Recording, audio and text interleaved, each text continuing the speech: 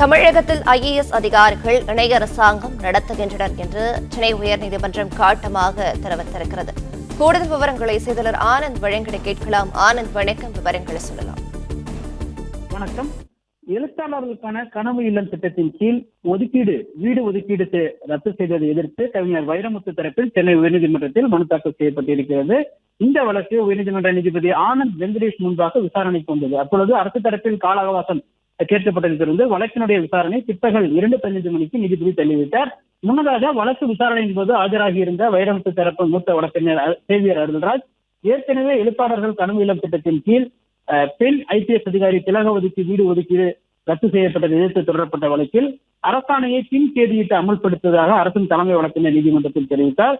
இந்த நிலையில் உயர்நீதிமன்றம் வீடு ஒதுக்கீடு செய்ய உத்தரவிட்டும் அதை எதிர்த்து அரசு தரப்பில் மேல்முறை செய்யப்பட்டிருப்பதாகவும் தெரிவித்தார். இதனை கேட்ட நீதிபதி ஆனந்த் வெங்கடேஷ், இது IAS அதிகாரிகள் செயல் எனவும் IAS அதிகாரிகள் இணையான ஒரு அரசாங்கத்தை நடத்தி வருகிறார்கள் எனவும் இது துரதிருஷ்டவசமானது எனவும் கண்டனம் தெரிவித்தார்.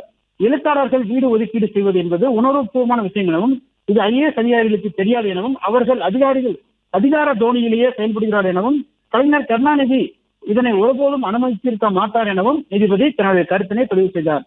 மேலும் IAS மற்றும் IPS அதிகாரிகள் இணை அரசாங்கம் நடத்த அனுமதித்தால் அது பெரும் சிக்கலை ஏற்படுத்திவிடும் எனவும் நீதிபதி எச்சரித்து வழக்கினுடைய விசாரணை பிற்பகல் 2:15 மணிக்கு தள்ளி வைத்திருக்கின்றார்.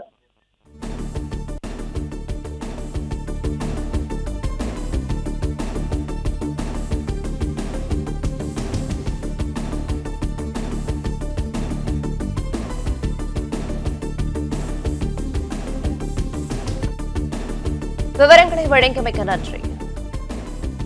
பிளே ஸ்டோர் மற்றும் ஆப் ஸ்டோரில் இருந்து பாலிமர் செயலியை QR கோடு மூலம் பதிவிறக்கம் செய்யுங்கள். செய்திகளை உடனுக்குடன் பெறுங்கள்.